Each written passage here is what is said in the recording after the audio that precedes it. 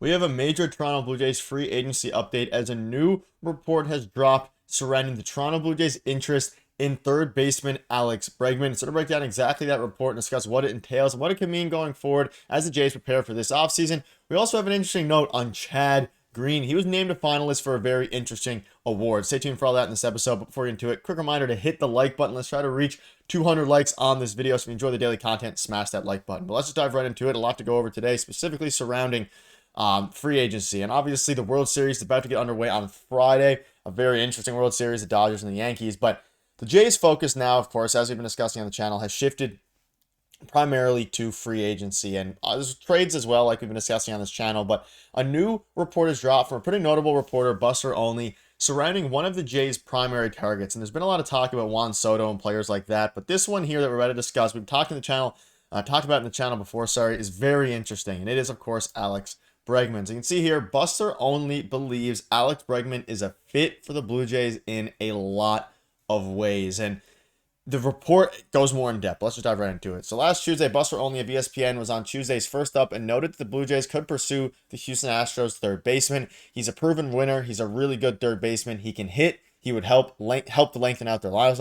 We know the Blue Jays have been looking to fill the third base spot more permanently for the past couple of years. They made Matt Chapman an offer for about $125 million earlier in the 2023 season, and Bregman fits the team's needs in a lot of ways. And when you look at what the Blue Jays are at and where they are at in terms of their current structure of their team, the third base spot is still very open. You think of guys like Ernie Clement that could play there, coming off of what was considered a career year for him, Gold Glove finalist as well, so congratulations to him. But Ernie Clement, you had guys really coming up. Aurelvis Martinez is supposed to be, and still, I guess, is in competition for the third baseman start next season, especially after his suspension now has been, he ran through it. It's over. The big question mark is, where are the Blue Jays going to stand surrounding the rest of their lineup? You have Aurelvis potentially playing third base. I mean, the shortstop, Bichette, assuming he stays. Second base. First base, like obviously Vladdy's at first base, but there's still a lot of positions that are very open for the Toronto Blue Jays. And when you're looking at the third base spot, we know Vladimir Guerrero Jr. has come out and basically said, hey, I'm willing to play third base if it means the team gets better offensively. And ultimately, the whole goal of this team and the whole goal of this offseason is to make sure that the Toronto Blue Jays team on the offensive side of the ball gets better, because they were one of the worst offenses in baseball last season. The year before, they were also very bad. And ever since 2021, when they shifted from this, regime of, hey, going from a very great, one of the best we've seen ever in a very long time, at least in 2021, when they missed the playoffs by one game, because they missed the playoffs. And you can attribute that to a bunch of different things. We think back to 2021 with that Marcus Semien throw to first base against the Detroit Tigers that would have ended the game and gotten them in the playoffs. They ultimately missed the playoffs by a game. All these different things, whatever contributed to the regime switch from offense to defense, has cost this Blue Jays team some playoff wins and ultimately last year a playoff appearance. So no matter what way you strike it, the Jays need to make additions. Now, when you're looking at Alex Bregman, it makes a ton of sense here to get a guy like him on this team. And again, the only problem with it, and I already know a lot of you, a lot of fans out there are going to be thinking, the problem with this is it's a similar position to what George Springer was, and not just because he was a Houston Astro, but similar in the sense of he's on the tail end, not the tail end of his career necessarily, but he is an older player. Let's say you give him 5 years, $150 million, similar to the exact contract George Springer got. And now we're starting to see the George Springer contract is in a bit of an interesting spot because he's not looking great. He's looking like he's aging. His bat speed has gotten down a little bit. And the article basically goes on to say, more specifically, the Blue Jays, or he reported that the Jays have been trying to fill the third base hole for a long-term period. They had 2 years of Matt Chapman, offered him a bunch. Bregman would be a great fit for the Jays and has won 2 World Series. He's 30 years old, of course, was selected back in the 2015 draft. And in 2022, the last time the Astros won the World Series, Bregman had another great season with 23 home runs. So ultimately, his report is that the Jays are looking to shore up that third base position with something that isn't Vladimir Guerrero Jr., which makes a bunch of sense in the sense of Vladdy is not a great third baseman. He's much better suited off at first base. And especially coming off of last year where he finally had his bounce back year at first base, specifically regarding his hitting, I don't love the idea of changing his routine up and making him play third base a ton. Again, we saw it last year. He can play it this upcoming year when he needs to. But I think keeping him at first base and keeping some sort of structure for Vladimir Guerrero Jr., some sort of routine now that, again, he had a very good hitting, the second best hitting season of his career last year. And for a while there, and for most of the season, he was just as good, if not better, probably better, according to some analytics, compared to his 2021 self when he went out and would have won MVP if Shohei Ohtani didn't exist there.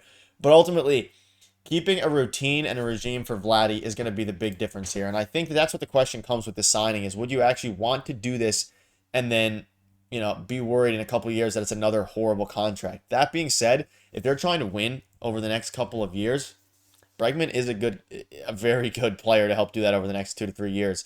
And while Bregman, you can see here, doesn't have Chapman's level of defense, he had 6 defensive run saves, 6 outs above average, and over 1,200 innings at third last season. Like, he's still a very, very good defender, a very, very good hitter, a great power hitter. He would fit into this team like a glove. He'd fit into it very seamlessly. And I think it's at a point now where if you're the Toronto Blue Jays, you got to swing for the fences in some degree. And again, he came off a very solid year, a 118 OPS plus, and again, a solid year. It was actually one of the worst years of his career, but it's still such a good year when you have a 118 OPS with very good to elite defense at his age, and that's considered a down year. You know what you're going to get with this player. And the concern would be, of course, again, the aging contract and things like that. But I think coming from what the Blue Jays have last year and what they're going to go with if they don't get a guy like Alex Bregman next season, I think the upgrade is very clear to me, and I would absolutely love for the Toronto Blue Jays to grab a guy like Alex Bregman. I'm not too worried about if the contract's going to be bad when he's 34, 35. At this point, the Jays need to make a push. They need to do something. They have a ton of prospects, but a lot of these guys aren't elite-level prospects. So if you're the Toronto Blue Jays, go out and swing for the fences, and it's very good to see that the Toronto Blue Jays are trying to do that with Alex Bregman. So let me know in the comments, do you think Alex Bregman would be a good signing? And let me know what you think about how the contract would age. But some other positive notes here. Chad Green, who the Jays decided to keep, of course, at the trade deadline. Sorry, if we rewind all the way back. Everyone thought he was going to get traded. They decided to keep him. He had a pretty rough second half of his season after the deadline, but ultimately he was named finalist for AL Comeback Player Award, which is really good to see. I mean, we know that Chad Green, he put up a 3.21 ERA and 17 saves, and he was injured. He was going through it a lot over the past, not last season, but a couple of years before. We knew he had the elite capabilities similar to his time in New York with the Yankees, and for him to come back and be named as a finalist for AL Comeback Player of the Year, he is going to be and was one of the most important Blue. You can make an argument he was the most important non-hitter on the Toronto Blue Jays last year, just because of how bad that bullpen was, especially once Romano went down with an injury. Swanson was struggling. You had, of course, Jimmy Garcia, who was shipped off. A bunch of guys. Tim Meza had a horrible year and was DFA'd. A bunch of guys that were struggling in the bullpen. He was the one guy who actually held it down, and it was great to see in his first full season as a Toronto Blue Jay what he was capable of doing. And he's going to play an integral part into the season next year, because when you look at the bullpen, it is currently in a very rough spot. So if he can go out there and continue to build on what he had last year and what he's been doing his whole career, it will be an integral part to this team, because quite frankly, they need bullpen help this offseason. They're hopefully going to go out and get it. But if they don't, they will. But no matter who they get, Chad Green is going to be a key part, especially when they took down that closer role for a while. And hopefully him and Genesis Cabrera and all these guys can continue to play well. But let me know in the comments what your thoughts are on all this, as well as your thoughts on the Alex Bregman report. Make sure to hit the like button. We'll see you guys tomorrow.